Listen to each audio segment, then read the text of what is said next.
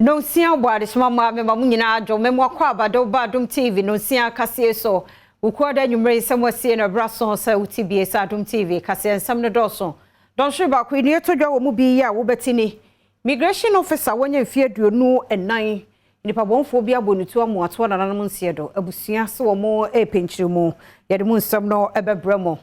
yebekọ na Nkramanta Mimo Poultry Farm Association so de to minister Osha Agreke so se won kire wo mo ba bia wo ton kuko nuane sebe ombenya bia to e de ahwe wo mo emmo no e hon so nsam obete ene nso ba beto dwa se ensuo fomu nsuo no ayekra no yenhwe ne yie pa na okwan bi so wanhwe na enya nsunsu aso bone e wo mai eno ne nsem bia pomoden adwadie agokansi obi mai so ene gede ene nwumre me de bro Adom TV kase wo Facebook/Adom TV a kase no wo like comment na share Go TV 176 DSTV 280 enwumre mi ameso mo me din afia amankwa tamaklo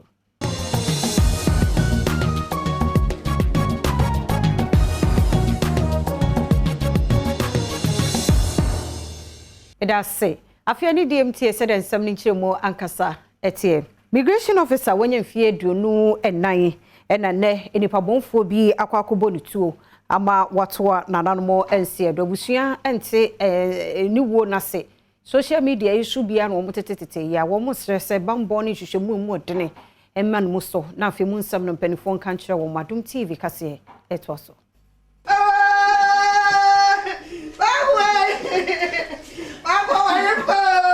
Abrantie Michael Otu emame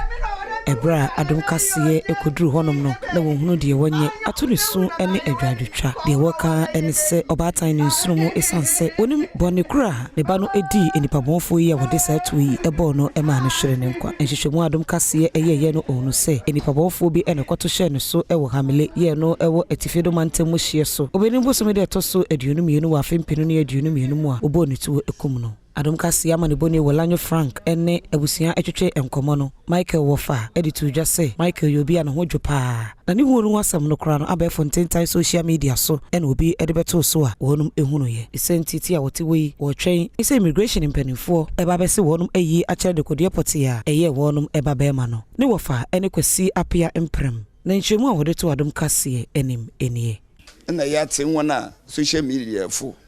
na wode to platform do na yehuni today wase wokwadwuma am the wokwadwuma nti edwuma mu no bi shooting nti ya ba na betie fi won pin fu nankasa wonenum pin fu na wo han ya ba betie wonenum ona ya betra ya twent today nka won baba na ya tensama wode baba na yehu mbra kwen ofado umuwi Michael ono no anokwa Maka de oyenyipa bia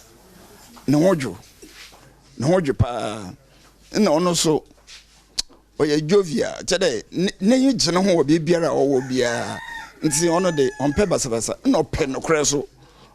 nti ya ba ne betie fi won pin fu nankasa wonenum pin fu na wo han ya ba betie wonenum ona ya betra ya twent de nka won baba na ya tensama wode baba na yehu mbra kwen ofado umuwi me ento akase no so na nei wona de public toilet did won djuma so be kokoro be ko hine de ya public toilet be wura na ya na sente wo ho na no odene tie ne kwabna no de be hye ho akofie ne no sa anye nei e me mpanifo ye nhihye bi a wo mo be sakra hokora sente ne be ba form fi sente hye pa bi e ba be guna kwan so de o mbe ye no Adom TV kase etwaso Enkran kropon mu empanyimfo eden hyehye egu akwama wo hwe se ejanai bia ahodro won Nkramanta hanom a omanfo a woni ejanai bia wo mfie wo koso no obetimi aboa ayeni nada eye we no wo hwe se sesi ada wode hyehye bi begu akwama wo frɛ no audit and rate a obekosa ejanai bia ya ahodo nyina bi akwakohwe se de omoye won adwuma wo honom enei director owo AMA ekasa fasa insim de oka ene se enhyehye ya wode be de wo hwe ne se wode card bi ba ebi ye red ebi ye green ena ebi nso eye yellow na saa card no ene be kire ahonidi ahodo e wosa ejanabia ahodo ne senti wo kwana se ebi bo honom a wo behu se de wona ahonidi wo honom etie ene se wo bekoso anasa wo nkoso a ebra wo chechesa nsemi mu no eniema bia wo dan na di eni. Last year in April, Accra Metropolitan Assembly launched the first public toilet guide to our public toilet operators, and such a guide is not in the country. When you look around, almost every country, they have a standard and guide for public toilet operators, but in Ghana, we do not have. So after the launch, we went into the communities, we checked the public toilets, and we realized that there were nothing to write home about. They were very nasty, some you could not even enter. So we decided to organize training for these people. We think some don't know what they are supposed to do, others do, they know. And after the training, we are going to code or to rank these public toilets. We want to ensure that the public toilets in Accra Metropolitan Assembly are operating within the international standard operation limited. Wasanso editor just say that the monfo be edi newspaper and a kwajanan no sanya me na wo hwese obetimi aye free honum. We are hoping to phase out. At this point, I can still tell that there are some communities that are still using pit latrines.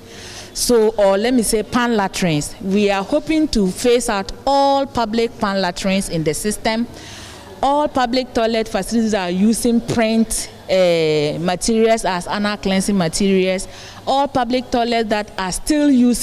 are selling cigarettes at their various facilities for people to smoke while they are visiting the toilet. And also we want to ensure that they all have a standardized operation system that they can be measured upon. MTTD, Mpenufo ni DVLE, an insurance company. Ya wapo ya mante mwaka wa abumene cars ahodoɔ bɛsa 500 de wɔn akye wɔn buta nyina se kwa west mensi no mu wapo ya mante mu no kwanhia ɛbɛba fomo. Wabra Regional MTTD Commander Superintendent Stephen Kofi ene Adom Kasia Maneboni etwetwe nkomo no ene wode tu nanim se ahobɛhya ase ahwɛ adwabafo nkrata wogi ansan watumi akasen ene niema ahodo bi ekeka ho se de bɛyɛ akwanhia ahodo atasisi no eto betumi atwa ɛwɔ man mu nyina eno nti no wɔto adwabafo nyina nkra se onye deyɛ emfambo nipa enkwa ho ban. We are doing all these things as a form of what? Prevention. You know, these days there are a lot of accidents happening, and it's out of all this, and we are checking driving license. That's why DVLA is here. Those who are driving with underweight license, they are checking it in collaboration with us. So we are checking all written, yes, so that we can bring down the fatalities in the country. Enuachi and a Regional Insurance Commission Manager Esther Konedu also kaka ho se insurance bebre na adwabafo no edebo wonka ho no bebre na anye papa ade papa no so no date da so etwem wose wo hwe na okoye foforo ye ba ye ne hu ni se cars ni bebre ono ma omo insurance na expire obi oho ni insurance enso so no se akwanhia bi ba sisia na se ye call insurance company bi no muka say oh insurance company we and na insure sa car na nya akwanhia no insurance company ni kom no mu say driver no na the license I den I spy and I say insurance no cry den and also I spy na say insurance company ne ka say on tua claim bia public no enti ase sa say eh driver no fault and buy no so make say insurance companies no mo ye akrofo. DVLE manager Edemako West Kofi Osaida akon enso to adwabafo nyina afo se onhwe okwan ofa so ekasen ebio nso wona etokas Edemako foforo se wonka no onhwe na wafa ma wona sebi endrube wo se okasen efutu Edema drivers no se omunya hweye e wo kwan so omo any license no so omonye license they should apply for license before driving onwa riding motor so wa we need license so onye biansa no ride minor nkwala na omuka moto no so no esere won ase won ato moto no ma mo ba man kwala omunya 18 years so de be ya akwansidie bia ema drivers are drive without license, those driving with expired driver's license, those riding minor riding tricycles and others check will be na krakra na adwabafo ya che won hyen no ere sobo ebo DVLE fo se wan kire mo kwanpa wobra na oba ebetwa won to ne senti mpanyefo efa won fo nso enche wo mo bedru kwan mu a mo se yellow awagu ni nye omra yikotwa roadwet fo na anka hwe ankire ye freta obubo ho ma anka ofaya o ma anka se ase wo triangle o ma anka hwe wo ho na emom ye bedru kwan so na ayese operation abanti omo chichi cars na wo mra so ye kotwa roadwet emu bia o ma anka hwe ye bre ka adwuma no papa because ka ya ekọ adwuma ekọ de ya musihye na ekọ na petrol abuoi insurance abuoi we abuoi je say bibia aboa ye de amayen amaye bre owiase ye ba ntire be sere mo se mo mane ndu abayanim no onhu ye mo bokakra na yellow nso a ye fi aze chiri yellow de ebedu ba bi de ahwe a na ka ne modi ne kura ahwe na mama akoye modi ne foforo ya cheme na se na omu ye de be kakra kra o meka seat covers no mbeche seat covers ene ayin na nti yesre se na ese niam mo ayere no mo ka so mo yesa o mbe disturb yen pa Adom TV kase na oguso ehwe ye to so concern foforo mu challenging height ye adwumaku enhye aban ase won mo ye hwehwemu de afa capitation grant ho na se de bi mu didi fa ho obesi school mu no oseso ani se okache pani awoda no eyora na Dr. James Kofi Anan wo se bo aban no abaso se ne capitation grant no ya tumu every 4.50 pesos eko 10 pesos enipa ba ko bi Adom TV etwoso CEO Emma Challenging Heights Dr. James Kofi Anan abo aban abaso ye was send your capitation grants every 450 pesos akọ 10 cedis. Ochire mu se the intia capitation grants are na was suapon ahodo etwia no etwentwen na ase kakra ene se omanfo bi fa kwan mo na so gigi sika na ni kwan se waje efi basic schools ahodo mu no ebe ye osi akwan edema capitation grants odensemi tudwa wobra one nsentwerefo ehia mu. The member no na sika no ye 4.5 ye da ban ase de what to scan mu asesi a otua abofra bia otua 10 cedis was a man per term na mom oye sika na wode ma schools no na wode ehwe school no do no sika na mba o se na sika na mba nti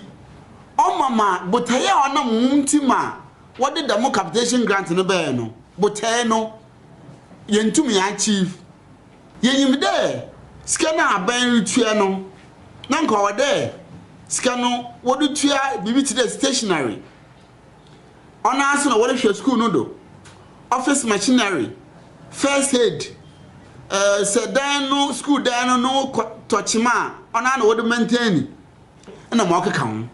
Anochi and Okaka ho say STEM education ya aban pese wode ba no challenging heights for afuaso esan se ohune se eno ya na mo beboa ama Ghana industrialization agenda no akonkan yenjizi inde sa aban introduce them B STEM na on to sustain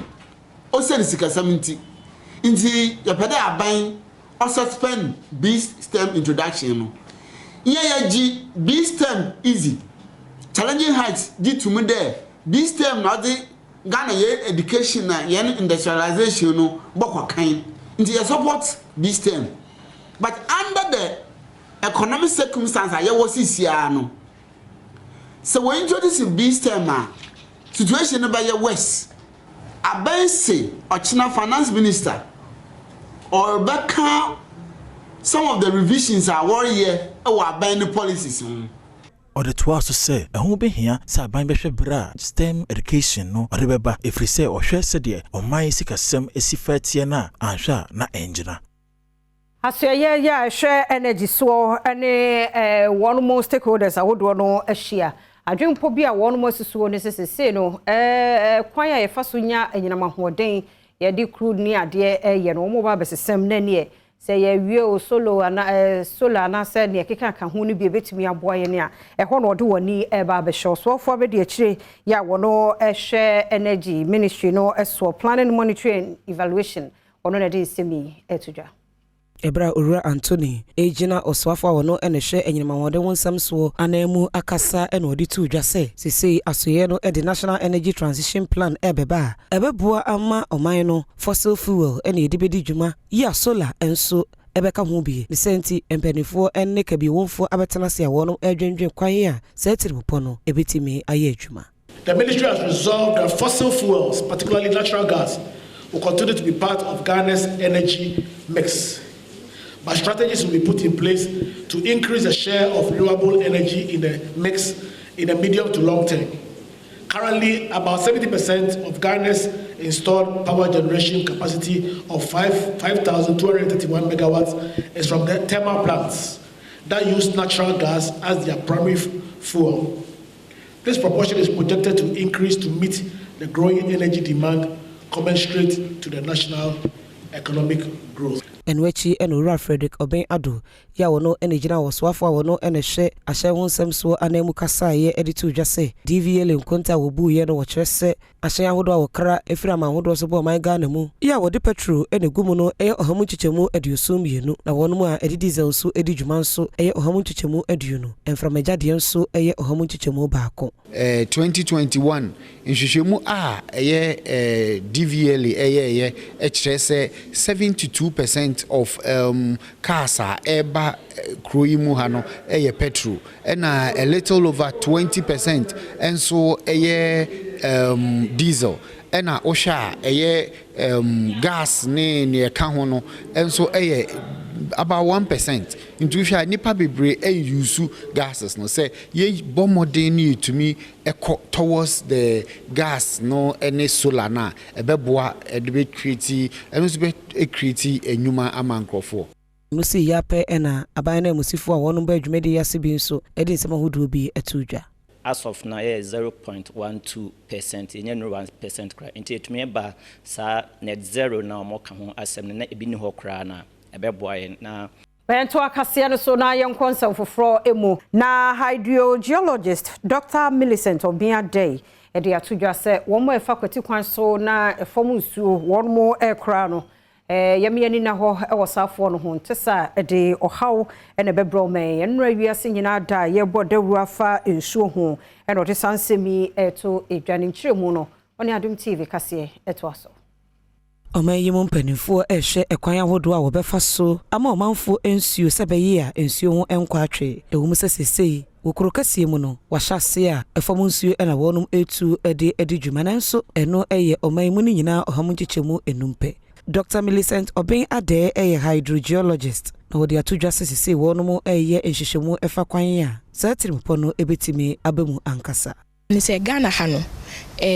nsuo a yede ma ankrankro ewo nkrasi no eno no efi nsuo na ewo asase ni trimu enti community water sanitation agency omo no ye in charge enti omo drill boreholes ni ma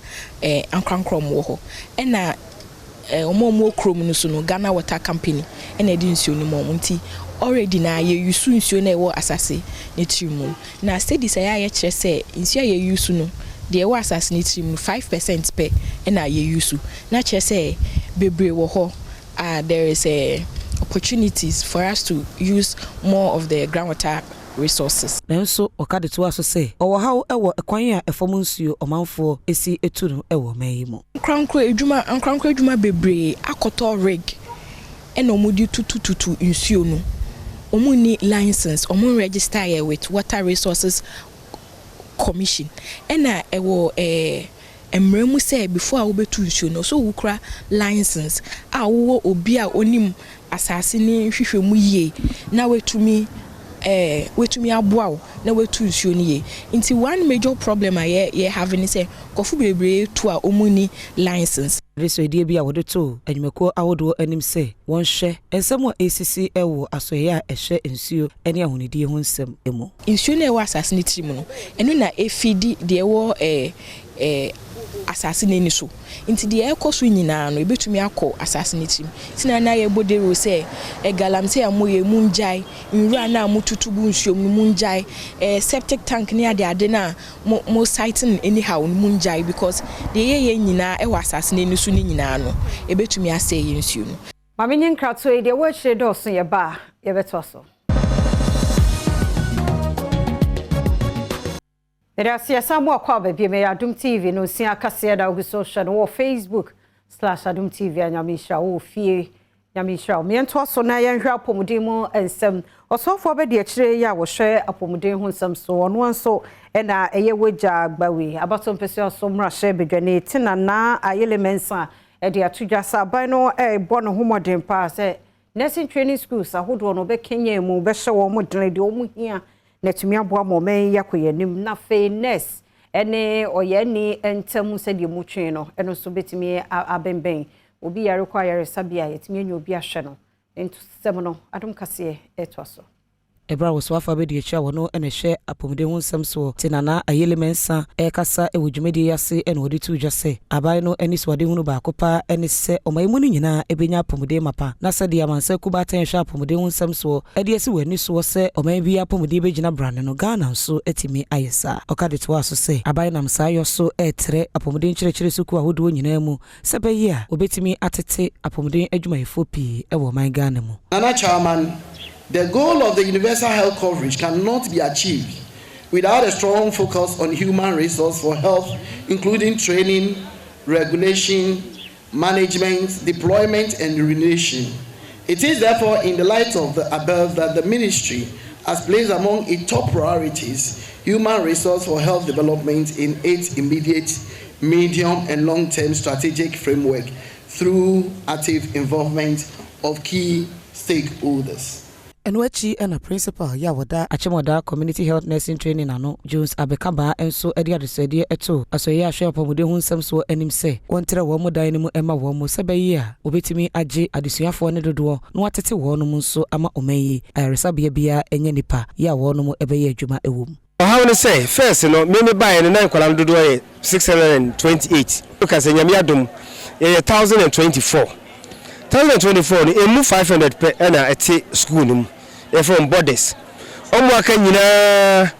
eti abonti ebi kura fi asani ebi fi across ebi fi achiase and the best school de bia all best school no abre o te class no na nko a nurse school do na omo nyina ati school ho ya wasase etime sidan eni tie na ya launch api kakra feto fisikal no be diskan maya feto adan huniema iron rods anya blocks na febra yedi be sidan na inkola no omo de bia da Nanu si yape ena kurunti yino wa chimkotuku traditional area obrempo jemfi safo chira wotosumi enu enso ede nsema hudu bi etodwa mana na namunya de to nchirima ho no ena na ya mfaso kese ede amaya yenso yedi so mfaso no eya ni nyam hye kese se school ke sponsor esi odan ha na etete emmebu a emma aya esha agige aresa so hwe yen college a atete nipa bebre school edi fiadu osin no yebeke ho abom se oman baako na yahwe na school no atumpon my hair said the adwede mu nsam no etie na enkramantam yimo Poultry Farmers Association they told minister na se ministry share agrek so won kire won mo babia won mo ton kokko nuane no ebi se do be on betimi anya bia to na ode ama wonyam ano na won so anya mfaso wo so de ntia wode nsem yi tudwa no adom kase edeba Enche bia na soafo a wo hwe omayi kuayo ensem so Dr. Owusuafriye akoto ede tudwa ewo City FM so say planting for food and jobs anasa nhihye ya ban say wode boa amakuayo atumi akoso na no ba bi te se buro atoko ene ne ekeka ho atumi aso no emfaso pi na abaso amanne eburo ebu ewodwa so na asemi a woda na die no akuafo a wonye nkokɔ enkanka woni a wowo enkran ye frɛ won Greater Accra Poultry Farmers Association penimfo say wo ho adwiri wo pa efisi asɛm a soafo yi eken wonu mankasa kyinidwa so babi a ko nya buro tɔ ede ma won kokɔ ene babi a ko nya eburo na wode ye nkokɔ aduane no wachina a wonya bi ento ye hwɛ sɛ ye nkwa ye 2000 nipa ye employ mu anase adwuma we mo mu nsako ma no na ya nhwɛ ye na ekɔfoma ebesama nipa eni adwuma ye wo manim no asa ya sudi kese pia ma oman ne aban no tie saban na se omo ye sa kwan so afi we se ebro no sa bria ye wo no nipa dodo be gu ha obi o pe bags no 300 na ato ye de 300 ne mo no nko a omo maka so nya bi tie na wo se ye chem bi e man half na se ye to ma no na eye sa eye kama no san se baby ofi e kire ofi ba no transport no se o the car no for 300 bags na oba na o man 200 on the ebo na oje na na oje nto no boka ba yesi anya ni saa enipa farmers ni bi enya aduane nto owura enesaje ni mboaten your company mfo a wowo akwaba fees limited mu so hse wakofa mfidi abegu ho ya ka obde beye enkokwa aduane adada mu na nso esa se wonya gburu nti no afi hyase bosome miensanie wontumi anye nkokɔ nuane no sene wo pese enko obe but unfortunately soya meal ni importing nyina na eba krom for the production. Yes, soya meal no. There are big companies only ship load eba ni akoto because what we have in the system no is not enough to feed industries. Bruno, sometimes there are companies that imports, but when it's available on the market, yeah, Toby. But from this month, no, why didn't Kakra? Because we rely on our distributors, so I have almost about 10 suppliers. But currently, they're all struggling to supply us. Until we are underproducing now, and the prices is not stable. Russia bidwani de mama for war apamenya yetete nyakone or the to abino enim se PREMIX fuel noa ehwo aye denetiti won constituency na banhwe no ni hujuma emfama.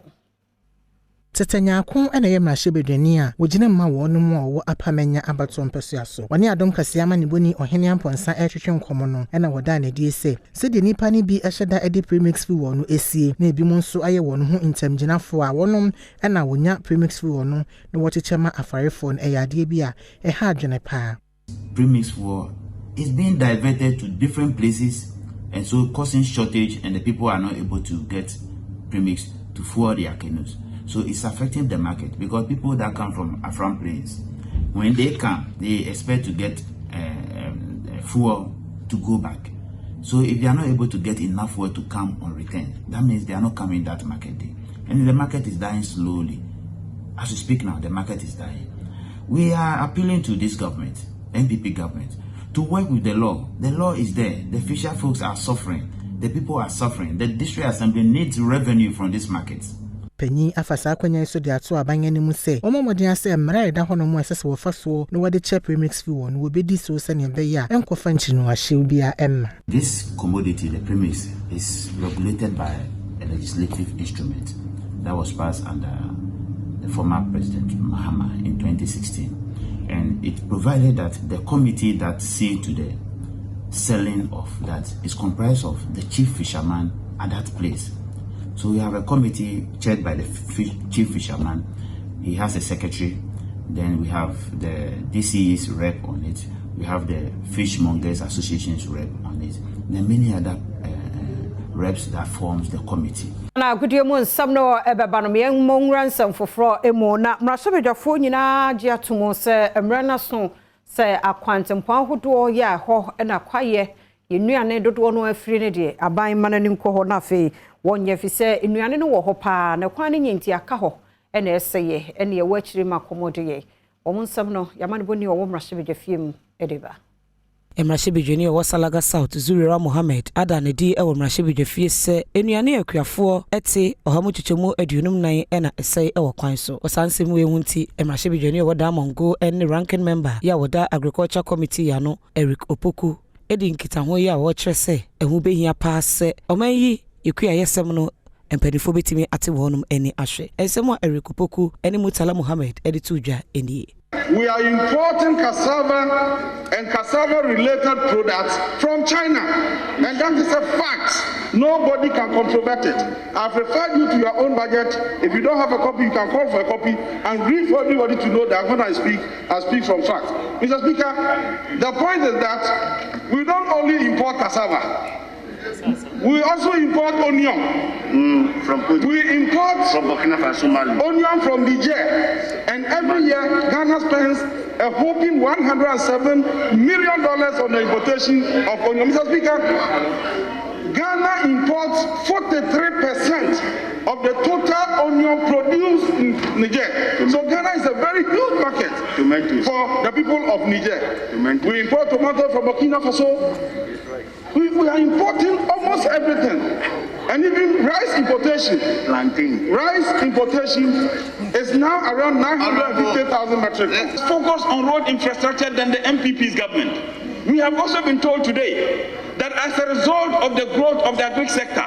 and that no government has done anything that President Nana Addo has done yet, it is only under this government that we have figures that are telling us that the agri sector is growing, yet prices of foodstuffs are galloping. Enwechi ena emrashibijafo a wonum ewo Adom Kasiye ne mu ya osoafa be de atwa wo hwe kwaye ho nsam so ya ofrempon ado eka ho bie e de ohawo asalaga ene savana mantemu Asia etudwa na afei so osan de aban no eye afa ho so eka ho. Run the PFD program, continue producing, and we are also assuring you that we shall provide these roads as and when, like the Minister of Roads always say, when funds are made available. So I will treat you, my sister, that when we are talking about the road networks in your area, we are not looking at only the Salaga South districts, but the whole enclave of the northern Savannah. A good day, Sam, now you're ready. Omodeba. Abusia yento aso agodi ensemo na Black Stars na omonam ho apaso a yehwe se efie da betumi ache Nigeria fo ayom ho adwumene mrahebedwam patro na nyasam keto a ne mrahebedwam fo de omono atumo kire Ghana fo se obi a fa tita stronko enfama Black Stars. Those 11 players who are going to be on the field should first forget about their individual skills and know that if they work as a team, it doesn't matter who scores. It is the name of Ghana. Sometimes we get disappointed when we see players holding on to the ball for such a long time, or because they want to make an effort to score. So, Mr. Speaker, I would say that there should be tactical discipline, there should be teamwork, so that at the end of the day, with the benefit of blessing, Ghana Black Stars will be victorious. Deputy Majority Leader Ora Fenyo marking and then some to Jasa no now. Yankopie mo Kumasi Yuremu Hona Samikufo Okopie mo Kumasi awe former Black Stars player which the modern eta team nechi e team ni Morapa was so GDA se Nigeria for Achibeka form. We are not going to drop. They have to drop. So they know it. And it's beyond even football. The musicians, Shatawale and his people are fighting the other side. Yeah. When you come to the acting side, Yvonne and the Genevieve are fighting at the other side. When you come to the legend, we are fighting against Okocha and then Amokachi and them. And then when you come to the reality, the players that are playing right now, Pate and his people are also fighting against each other, against the Nigerians. So it's beyond football. Our chances is bright. We play in KUMASI, don't forget. KUMASI has made Ghana qualify for the 3 consecutive World Cup. So the trust is here. That's why God make it happen for us to play in KUMASI. It's not by accident. It's a reason and purpose. So it's a time that we come together as a family, as a country, just to support our boys, regardless, and be behind them. Sametuga, Samuel Sekufona. What is answer on a toiga? I told say executive council for nearby Black Stars management committee for so I wide the pioneer. But the fans so Eko Kumasi ni be say send ya momo kwa momo ko Black Stars amu training no mo Japan dia. The news also ka public no e be team no. Say be ya e be nya odobi ama team no. Because anybody be brave dwa. Eni be bia akoso for some time. Nti ayen ko ne enko he police for na mu pam ye na say ye kwa ko hebo. Nti ayen yen den. O se mu ala ne hu say so Nigeria for ne ba. E support nya be ma o mu. Nti my imagine say ko pe Nigeria Jesse. We say dia mu ye yi de. We no ase ko mu twemu a o ye mom fans kra no. Ase omoyi omani players no eyi omani na was in Nigeria first training on be stadium ma obi aba. So we Nigeria population, now we Ghana population, now we catch say obo first training. My supporters in Bamba players no kura na. Now person bench no, omo park na anase momba. Already no kura no. Oma kosi planes we mu. Because CAF and African Cup you born in January. Yeah, we mo cause mo ya ante asempa bi mo ka asem kura na nchichi Ghana for kura ante hwe na den na masaba ye ben mo say pamwe na mo che say to support be pa na emfa be mamo. Yes, Friday Ghana versus Nigeria Kumasi Bawanyara Sports Stadium Pacho Asempa FM Adom FM Inshira FM ya jagiri ni asepa the commentary mu depa na Ebrontiana wati ene adia yenyina so mfa ensi kejo na nkasa ni Erika Siedubodi afia mankwa tamaklo etwaso. Miento akase no eso na wonsam foforo mu no Ghana fo dodo no adwene se ya wa Ghana manti mu ntini edi Ghana ho enkomo ampe kantete ne ya bopa mamienu mema no kra na ebibo na die ampeni ho nanso adwe bi abasan ke be ya yensan famre biem na school pp eno so ni mu akotene yamane boni prince o sasiedu etwaso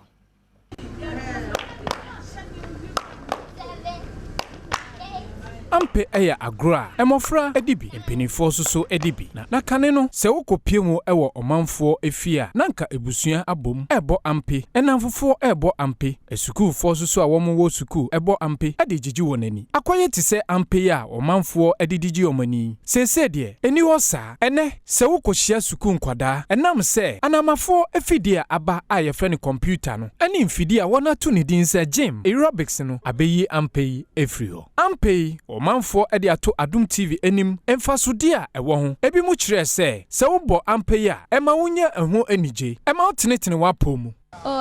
ma wanije eja wo sha o namfofo a na mubo a munya munya anije wo etimi mi sana mebo menye kra na mbo mo esesina na mgusubo ntino enya ampe de wo hoda enya afina obeka se wanyi ntimi mbo embre wakra tumi bo bisisia entino zisia mekase bo ampe abebo oh mebo bo kakra me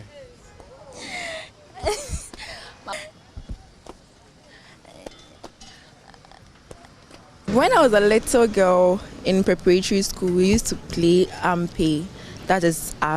during break time. It was a time we were using to have a little fun.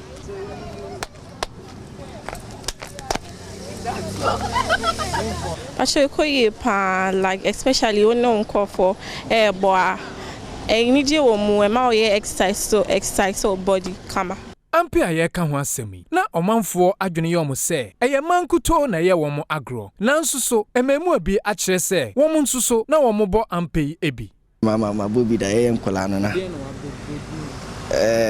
ba ku ye fe oshutu anaso kondo sesai na no e kana na exercise intin at least na mfo ba ku mienu bi sia do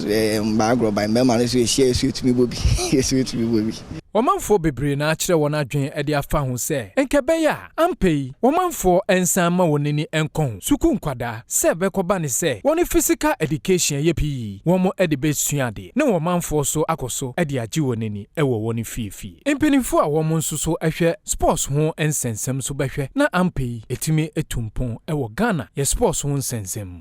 chimbeni indakoton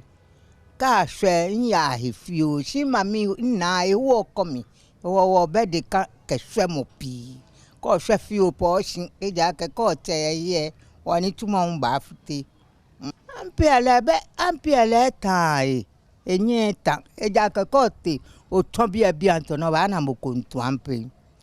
ko tobi abi antono ba na school bi e ko atule po ya he ni oba be ka tinsi ya machine ya to ampe fio dani ya ewe ampe anya akpa ka say age in eku ni media things lately apart from schools even in schools you don't mostly see children indulging themselves in this kind of games in internet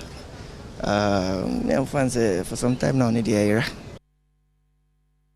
ampe njo usu na etwa ho ebo bie na wo ampe tama na ebo ise wo sha verse for us ara wo sha da pa Mayen kohre ni didie mo ensam na Lady Theodora Pascal na no kwasi adansenchen no ye bie no e bekwa akotie eno bi na se no twam no antem enka bie mu amedin e de afia amankwa tamaklu ochena de pachen ya kase bofro ebeba